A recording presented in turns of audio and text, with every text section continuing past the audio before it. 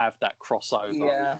Yeah. Almost perfect timing. But given what's happened, that could be, well, we don't know down the line. So, now, are you a Charlotte Flair fan? Yes. I asked that because, it's either definitely, even people who really hate her because they think she's just been given everything. Like my listeners, I've got a crop that really dislike her, and they think that she's always given all the good stuff, and everybody else, like the females, aren't. But I think Charlotte, for me, I personally, male or female, I actually at one time thought she was the best champion. Yeah. That's the way she carried it, much like her dad back in the NWA days. Like she just got something about her. But what you said about where people are like, she gets everything handed to her, because she's Ric Flair's daughter. That was her character. She literally said on Raw, she was like, play on it. I just got my dad to call the PC, and then I got the job. But that's the character. I mean, if you're old enough to understand wrestling in the sense of if you watch a Charlotte Flair match, I mean, she's doing corkscrew moonsaults.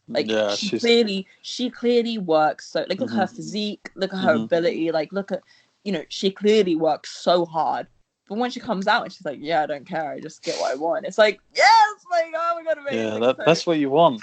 So die hard, because I've seen what you're talking about. She gets a lot of hate, but it's good job. You've done your job, because she's a heel, so she's done her job. I'm a really big fan. She's one of the people that I'd love to wrestle, because I just think she's so good. I watched Charlotte versus Bayley versus Sasha versus Nia Jax at the Orlando WrestleMania. Yeah, I'm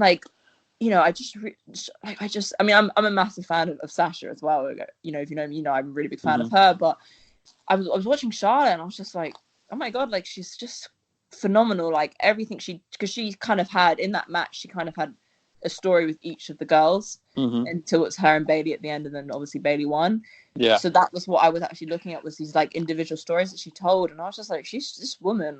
And when you consider that she'd only been doing it at that point for maybe 3 or 4 years or something. I don't know, because she didn't wrestle before, so I think it was 3 or 4 years, and it's that's insane. To be that good, So I'm a very big Charlotte Flair fan. And it's really cool because she's going up against Rhea Ripley. Yeah, I'm also a big Rhea Ripley fan, so I don't know where I think I'm so glad that they've put the NXT Women's Title in this spotlight, because I actually think out of the 3 matches, this is the biggest one.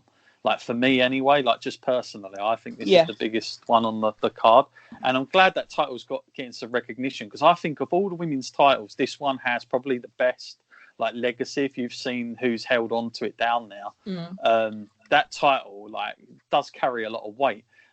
So I'm really glad that it's getting a lot of eyeballs, and hopefully people will be tuning into NXT a little bit more as well because of it. But like you say, she's an incredible talent as well, and she's just come along out of nowhere. Ripley is amazing, and that's what I mean. She's young. You said to me, "Oh, you're so young." I'm looking at Rhea Ripley, I'm not good enough. I need to get better. Because Rhea Ripley's so young, and she was amazing, and also seeing her grow from obviously she was NXT UK Women's Champion, and seeing her growth in that time. I actually saw her. I went to one of the NXT UK shows. I went to both nights actually, and she was on both of them. She wasn't champion. This was kind of her last stint in NXT UK before she went back to sort of America for good.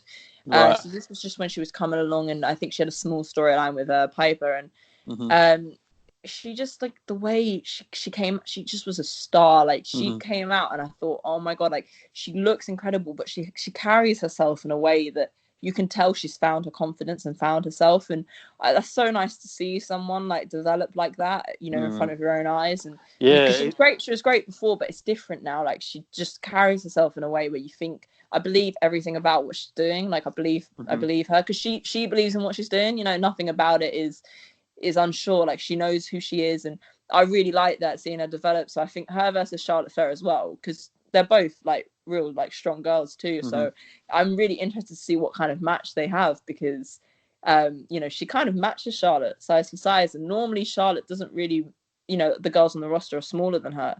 So I'm interested to see how it goes down, to be honest. Yeah, what a career path. In fact, I'm just thinking, I saw her was it Brentwood, I think I went to? Yeah. Last year, and it's unbelievable.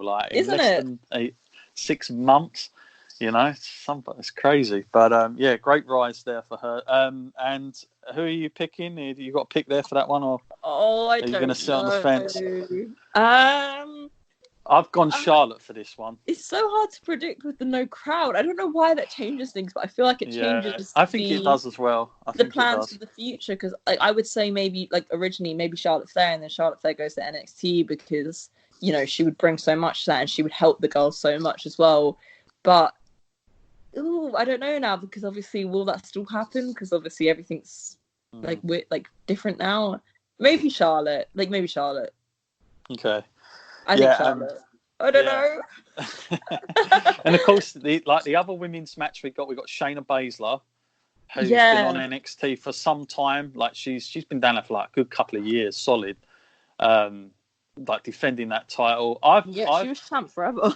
Yeah, I've seen her a handful of times when she's come over and that, and I've always been quite impressed with her. I really myself, like her. But yeah, she's another one that gets a lot of backlash with here. But then she's a heel, so that's it. Yeah, I'm happy. So that's a good thing, not a bad thing. And obviously she's so I watched her do a promo. I can't remember who she was in a match with. Mm-hmm. But when she did the promo, she just seemed like such a bully in it. That's what I've seen her. It's what I missed about Sasha Banks, really. Yeah, she used to be like that. She was great. But I've seen Shayna in some I think she's actually been at Total Divas a few times at the PC, and she seems like such a sweetheart in it. She seems like so lovely. But the way that they present her in NXT, she actually seems like such a bully. It's that real life kind of. It's so believable, and like you say, Charlotte, people actually hate her, and it's well done to them because they're meant to, and I think Shayna's gonna win. I would like to see it. I think Becky's had that title for a year, hasn't she? Yeah. So that's a long time. She won it at Mania. I feel like she needs fresh opponents. So do you know what my hot take was? But I wasn't sure. I mean, obviously now it won't happen. So if it was in front of a crowd. You thought Ronda?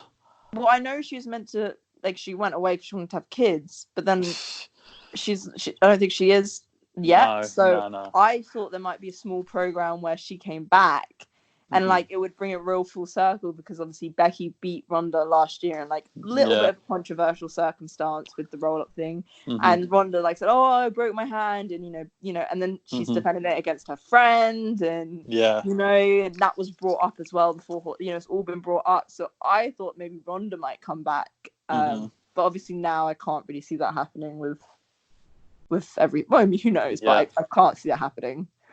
Flying her out in that circumstance. But I think Shayna. Yeah. I don't know. This is a tough one. I think I would have said Shayna, but I'm not sure. I just got a feeling I don't know. I don't think they're going to have she's gonna come in with champions crowned in one night. I think she's going to come in with she's got to come in with that impact. And also, their storyline won't end there. And Becky... the reason we love Becky was because we felt like she was getting done wrong. We all got behind her. Was it SummerSlam with Charlotte Flair and Carmella? I'm sure it was yeah. I can't remember the exact pay-per-view, but we all felt, God, Becky's been screwed again. And Becky's so good at that whole underdog story. So her losing it to Shayna, and especially if Ronda came in, but obviously I don't think she will now. But losing it to Shayna, it puts her back in that position where she's scrappy and she's clawing to get to her spot back. And as fans, that's what we love about her. So I think Shayna might win, but who knows? Yeah, fair enough. I'm just going to run through a couple of other matches. So we have Seth Rollins coming off last year. He's in a match, but it's with Kevin Owens. Some people saying, this is not where he needs to be, but it's better than nothing, that's for sure. And I've enjoyed both these, the promos they've had with each other. I thought they've been really good. And in a way, they're both in a very similar situation, where they are on the roster a little bit. It's the thing with WWE is it's the mid-card era for me. It's just there's so many people that have held the belt, but actually sustaining at the top and main eventing is a different thing altogether. But I think it's because of the internet though. It's so it's just hard. Too many shows. I don't know. It's so hard to get people over to stay there, because if I'm totally honest, the minute they push someone, well, I put push in quotations, or like, but that's what you have to do to make a star. You have to push someone. Then everyone loses interest. So like, you know, and we're all adults, like we're smart enough to be like, oh, that guy won, like he's, you know, going somewhere. So like the minute that we clock on and we all go, oh, I'm not interested now. Like I think it is really hard, and that's why they, you know, Roman. That's why they have to make stars like Roman and like Brock Lesnar that are almost controversial, because it's like it guarantees a reaction. And it guarantees that anyone they step in with becomes like the biggest babyface. Sure. But, I don't know. Yeah, I mean, it's tough. Everybody wanted Seth to win, of course, and then those same people, once he got it, they were like, no. But you know what? I don't. That always happens. What I think don't help, like didn't help him, if I'm being honest, is, you know, when they started doing the on-screen stuff with him and Becky, I felt like that was a mistake on WWE's part to show that on screen. Just because, like, some people have got really good connections, like they're really good with each other on screen, like Miz and Maurice. They're like fantastic. They're living it, like they know. And it's because they're like sickening, because their characters are heels, so like they can really like be like disgraceful with it. Whereas, but I felt poor old Seth. I felt like he looked awkward around it a little bit, and I think it must have been a bit like Becky seemed a little bit more over than he was, and I think people were just comparing them too much as well. It was hard because it was like, I mean, I actually like the mixed tag stuff on WWE. Like when I was younger and like Trish Stratus came back to team up with John Cena, and like, I mean, that was the one like only kind of thing. Yeah. But you know, I always kind of enjoyed seeing that stuff like as a kid. But like, you know, I guess it's more that kind of thing is more tailored to kids, because like, oh my god, how cool! Like my favorite guy and my favorite girl are like teaming up, you know. So that's more aimed at them. But to your point, like Becky was the most over person in the company, and she was called the man. And like, I guess it leaves Seth, him in a position where he's like, oh, okay, like, I'll just be, you know, I'm just a man as well. But I don't know. I mean, I enjoyed it for what it was. He should have come out with "I'm the woman," and they should have played with that. They could have made a lot of merch. Man or something. Yeah. I can't remember. I mean, I enjoyed it, but maybe it's more for like my demographic, because I loved the Miz Maurice, Cena, Nikki Bella storyline, and that was probably more tailored for maybe families and kids and like people like me, like, you know, not all girls, but some girls might like that. So, you know, I kind of liked it, but I like that kind of stuff. I like Total Divas and stuff, so I like that kind of stuff. But yeah, I mean, I don't know why, but I'm addicted to Total Divas. It's like a shameful admission of mine, but like, but the one, you know what it does help with Total Divas is if I'm with somebody who doesn't watch wrestling, Total Divas is a very good way into it. It's a very good way into it. Just like playing in the background. They're like, what's this? Whenever I go anywhere, like say if I'm getting like my nails done or anything like that, and they like ask about me, they're like, oh, you know, what you do? And I'm like, I'm a wrestler. The best thing I tell them to do is like just watch Total Divas. It's on E. You know, obviously they all have like E to watch the Kardashians and whatever. I'm like, watch Total Divas, because I think it's like a soft introduction to wrestling. You know, if they turn it on and it's like, you know, a real like indie style match, they'll be like, what's going on? Whereas like it's so soft into it, and like you know, it's so entertaining. I always say watch Total Divas. Yeah, that's like my my go-to thing. But also, you know, I found that a lot more about Daniel Bryan, for instance, like his personality, he's just the same. Like he's so relatable because he is who he is. And then, you know, you get to find out these crazy things John Cena's doing indoors, like he's not having pictures up and stuff of this nature. Like he's like the other side of things. Like he's nothing like the character he portrays. You know, he's quite an interesting personality. But I'm like, those things intrigue me. In fact, if there could be anyone they do a reality show on, it would be Vince McMahon. I would love that. I would pay for that. I would pay pay-per-view just to watch him. Because you know that guy's just an absolute workaholic, and just the way he is, the way his mind is. I just love to, like, just the 24, imagine it, just 24 hours of Vince McMahon. What entertainment you could get for 24 hours. But you could learn though, like Triple H. I mean, I listen to a lot of podcasts. If I ever Triple H on a podcast, I'll listen to it, because the good thing about Triple H is like he doesn't just tell like stories. He like gives insight and like things you can learn from. But he said like he learned so much from Vince McMahon. He's like, I look at this guy, you know, at his age, and he does like 17-18 hour days.